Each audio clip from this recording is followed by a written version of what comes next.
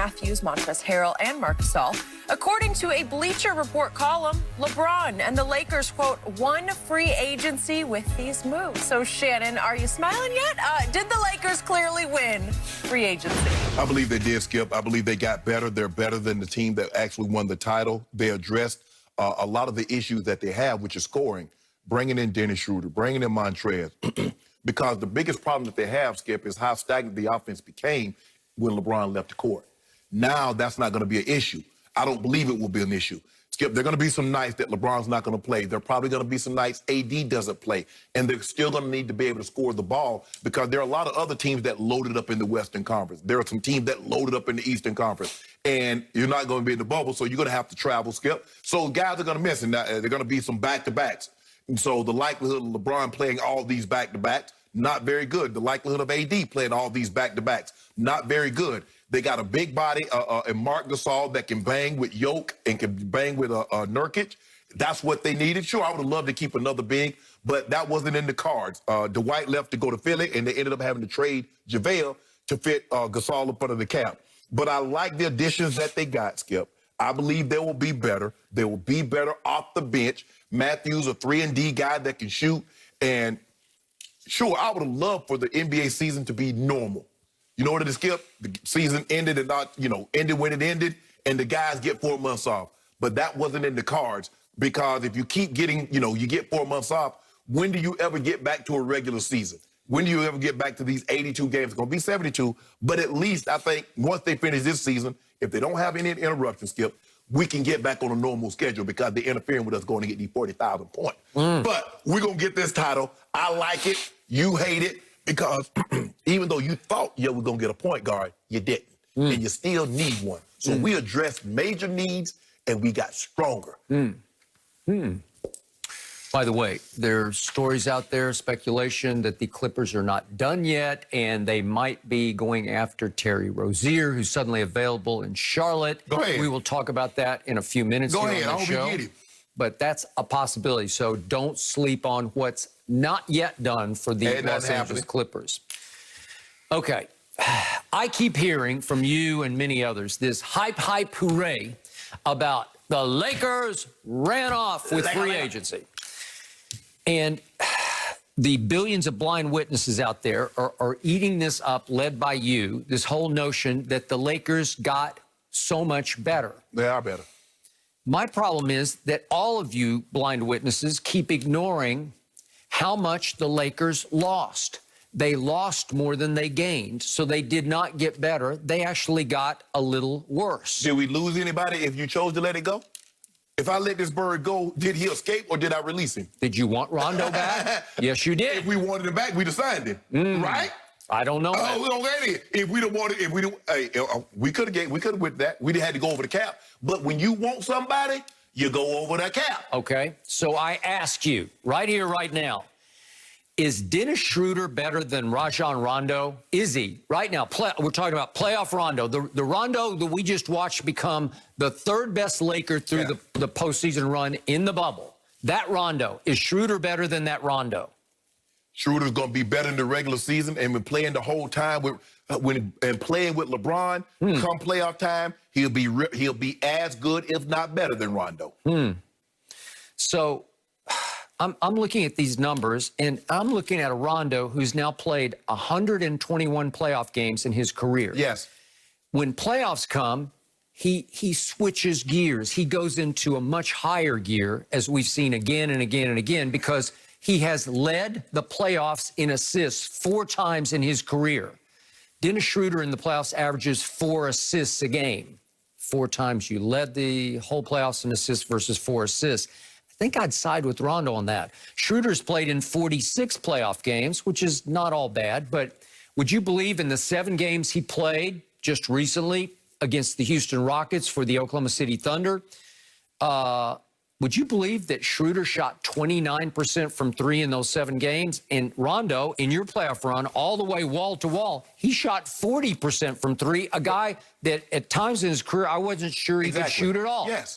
Okay, so he has developed, even perfected, a 3-point shot that is deadly when it matters most. So you just lost that. That's a huge piece to your puzzle, because you want to talk about a veteran stabilizing force that you can trust to settle down the offense and make plays for you in crucial moments and stretches of playoff games when LeBron needs to sit, or when LeBron just needs a break on the court where he can play off the ball a little bit. Shooter got it.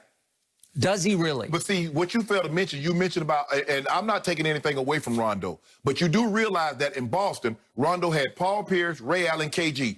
All three of these guys are first ballot Hall of Famers. He went to New Orleans. He had a first ballot Hall of Famer in AD. He comes to the Lakers last year. He got two more first ballot Hall of Famers, AD and LeBron James. So let's not pretend that Rondo was out there by himself wheeling and dealing. So let's put Schroeder with AD and LeBron, and we're going to see what he can do.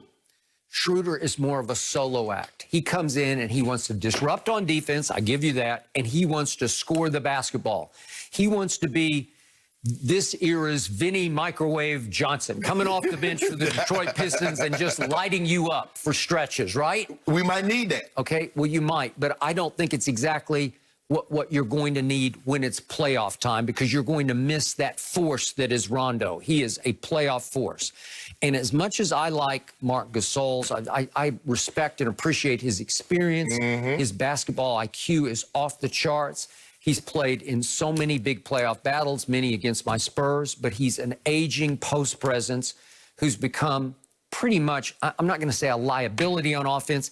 He's just non-existent on offense. He gives you next to nothing. Watch it. And is he athletic on defense? No. Does he get to the right place at the right time? Yes, Exactly. he does. That's what LeBron likes. Okay. But hold on, Skip. You make it seem like JaVale barely played in the finals. Okay. Dwight played a lot in the finals. Yes. So you lost both Dwight and JaVale. Much more athletic firepower than Rim Gasol is protectors, going to yes, give you. absolutely. And Dwight alone, I've told you again and again, when I'm rooting against your Lakers, the two players who always scared me the most, Rondo and Dwight, because they play with such gray area edge. They give your team that dog. So they got that dog. So let me get this right. I'm going to make sure people at home hear me.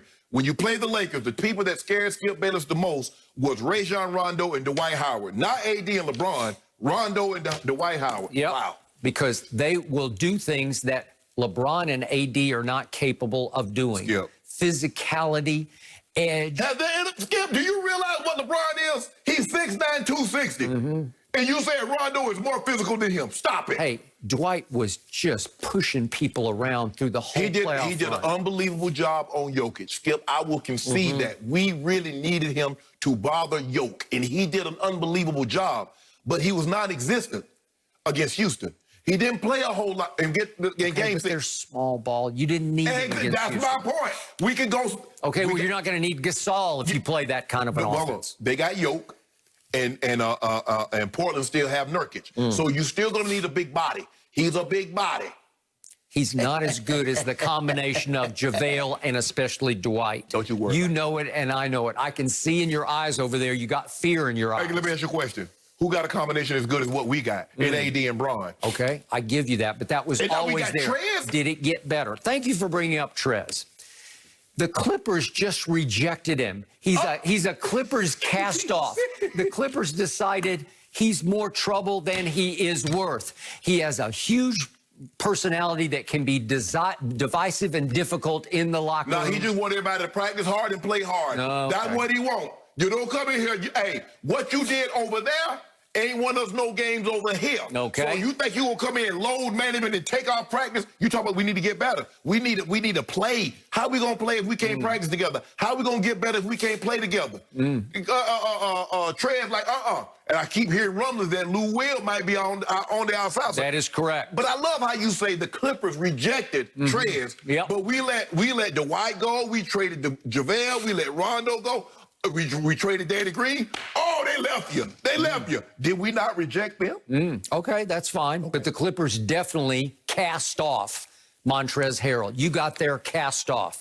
And he's bringing to you an even bigger ego that became a problem for the Clippers because he just won Sixth Man of the Year. That's right. And he's going to say, I ain't afraid of no LeBron. No, that ain't what Yeah. Here, Brian, boys. We clutch. We clutch when we clutch. We'll see how long that lasts. You know what? And you know that's okay. Now watch. I'm the sixth man of the year. Watch how this relationship works. Yep. That's the thing. We'll see. You know what we do? This is what we do. I live in an apartment, and you didn't want her. Now I got her, and guess what? I'm gonna walk by on arm in arm with her every day in your face. She gonna be looking good. Yep. Wave at him, baby. Yeah, she'll look Trend. good until you get her back home, and all of a sudden she starts to nag on you. She starts to irritate. No, she gonna be on her best behavior. Yeah. You know why? Because she's like, she got something to prove. He didn't think I was this good. He didn't think I could be a compliment to him. So let me show you. Y'all didn't think Trez could be a compliment to a championship winning team, and you let him go. But he about to show you. As the oldest cliche goes, leopards don't change their spots. Yes, he does. Yep. Yeah. Hey, hold on. There have been a lot of leopards that change their spot when they go to New England.